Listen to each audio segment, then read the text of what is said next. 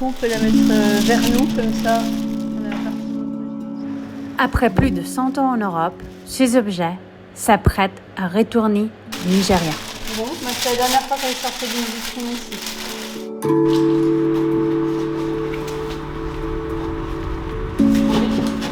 Des caisses sur mesure ont été construites pour leur voyage.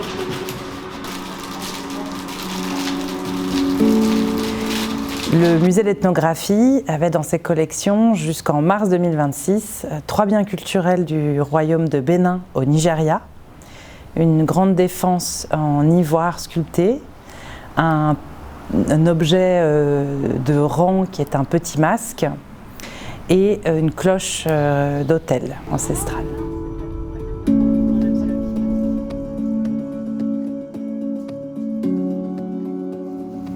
Donc ces 3 biens culturels ont été en effet pillés en 1897, parmi d'autres milliers d'objets importants du royaume de Bénin, qui étaient en fait des symboles de la puissance de ce royaume. Ils ont tous été rapportés à Londres, où ils ont été vendus aux enchères. Donc des milliers de pièces éparpillées dans toute l'Europe. Parmi celles-ci, il y a ces 3 biens culturels que le musée d'ethnographie a acquis beaucoup plus tard.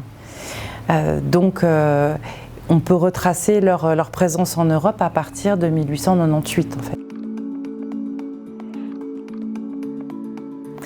La grande défense en ivoire sculpté, c'est un objet commémoratif, c'est-à-dire que les rois de Bénin, qu'on appelle les Oba, faisaient sculpter par les ivoiriers du palais une grande défense d'éléphants à la mort de leur prédécesseur, leur père.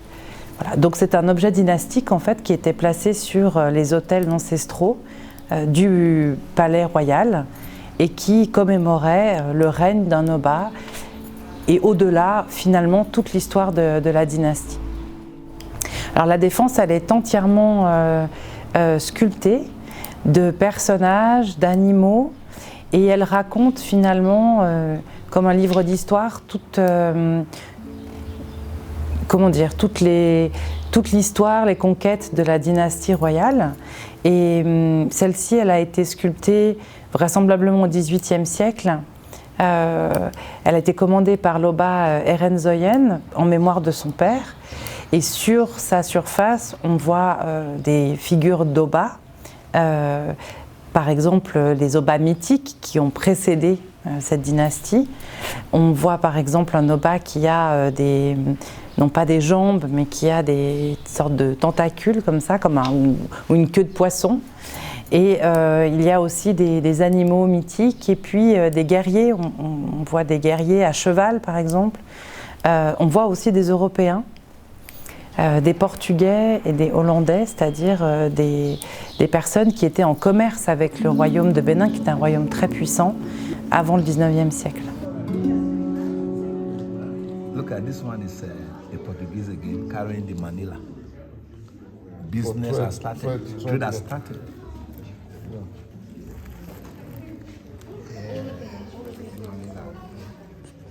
As we're going higher.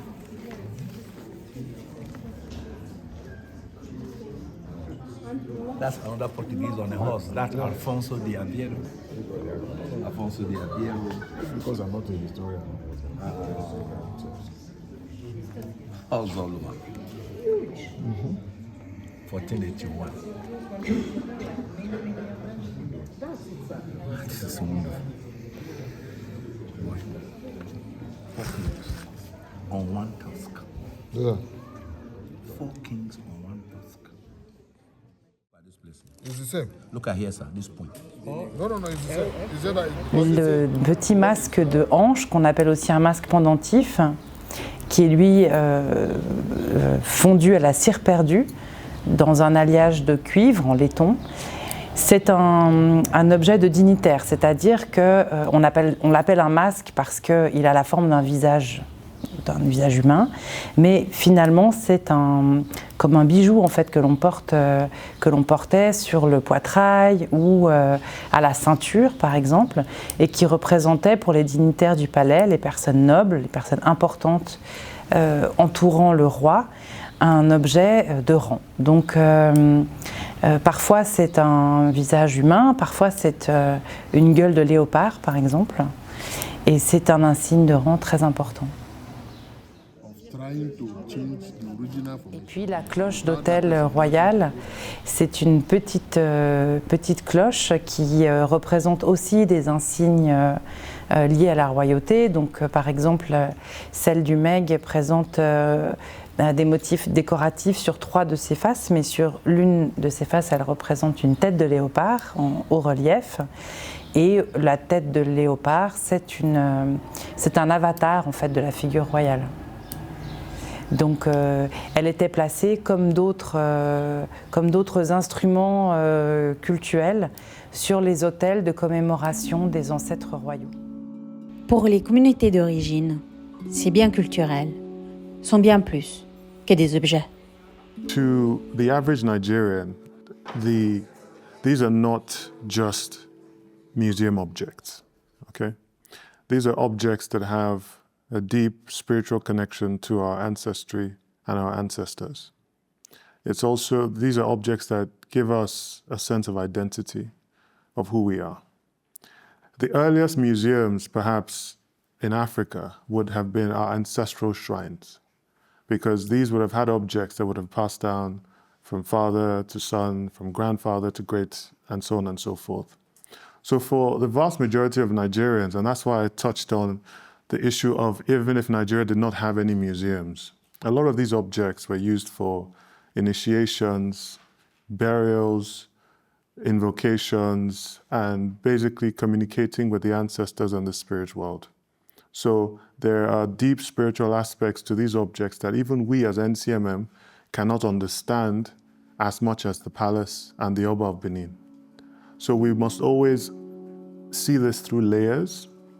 The first layer is, yes, they're objects that may end up in museums, but if you go back in time, these were objects that were alive. They were living objects. They were used daily. You may not know it, but what we are seeing here is something that is alive. And you were thinking you don't have too many things, but really there's life in this place. There's life in this museum. So to the average Nigerian, they don't see them as ornaments. They see them as a living part of their ancestry. And that's why with restitution, we don't approach it just through the lens of the museum. We approach it through the lens of humanity and our shared human experience.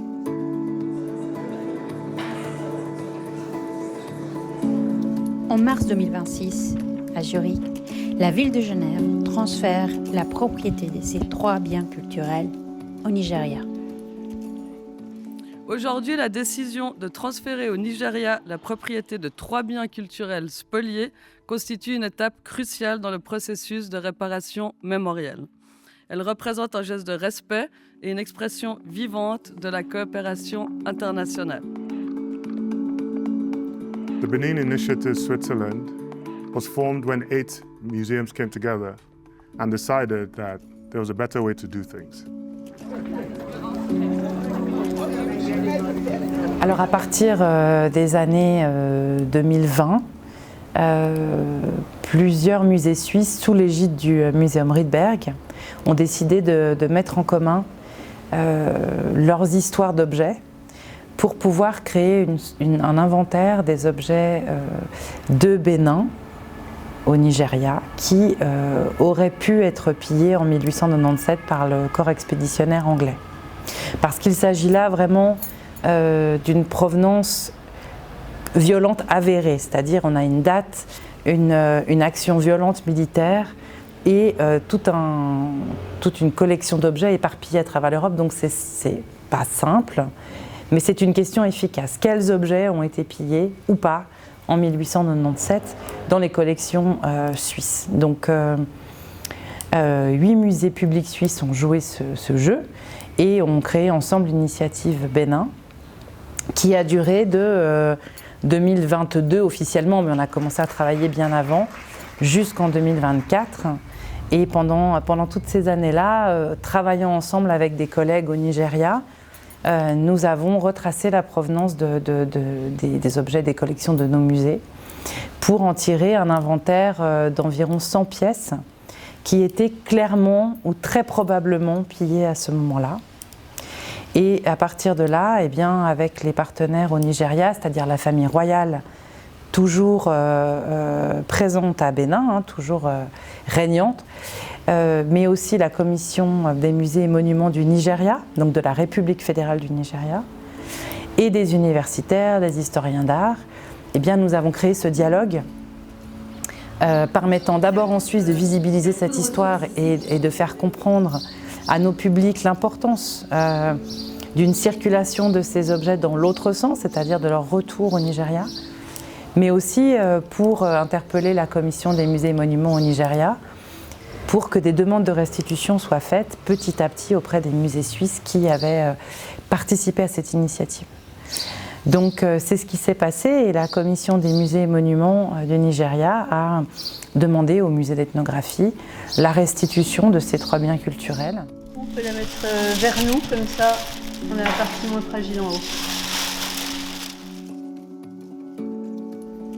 En juin 2026, les équipes du MEG préparent le départ de ces biens culturels vers le Nigeria.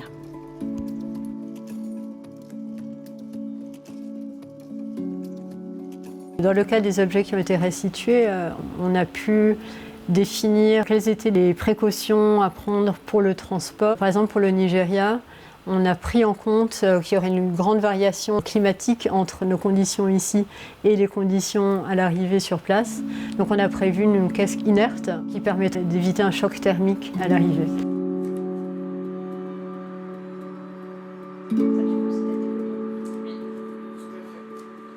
Mais on a aussi veillé à mettre dessus des témoins de choc et de retournement, ce qui permet, parce qu'en fait on ne peut pas suivre une caisse pendant tout son voyage. Il y a des moments sur le tarmac, au moment de contrôle douanier, où il n'y a plus du tout la possibilité d'être à côté et vérifier ce qui se fait.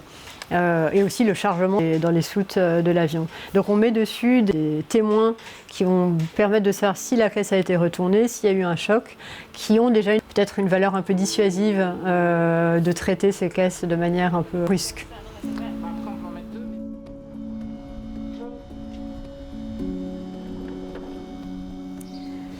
Maintenant, ces objets vont retourner physiquement au Nigeria dans les semaines qui viennent, donc fin juin 2026. Et l'un d'entre eux va rester au musée d'ethnographie. Il s'agit du petit masque de hanche qui, lui, nous est prêté par la République fédérale du Nigeria suite à sa restitution. Donc en fait, dans sa nouvelle présentation au musée, il sera bien expliqué que l'objet a été restitué au Nigeria, mais qu'il reste en prêt longue durée dans nos collections au musée d'ethnographie. I also want to emphasize that as Nigeria, it is not our wish that all objects must come home at the same time. We understand that the Nigerians in diaspora must also have access to these objects because it tells their story as well. Our emphasis is that the objects should remain in the museums in the right way, for the transfer of ownership and the credit be given to the right authority. Once these conditions are met, we have no issues with our objects being displayed. I think when we speak about restitution, it's very easy to focus on the objects. But for us especially, this is more than the objects. It's about, like I always say, the pride and dignity of the people the objects were taken from in the first place.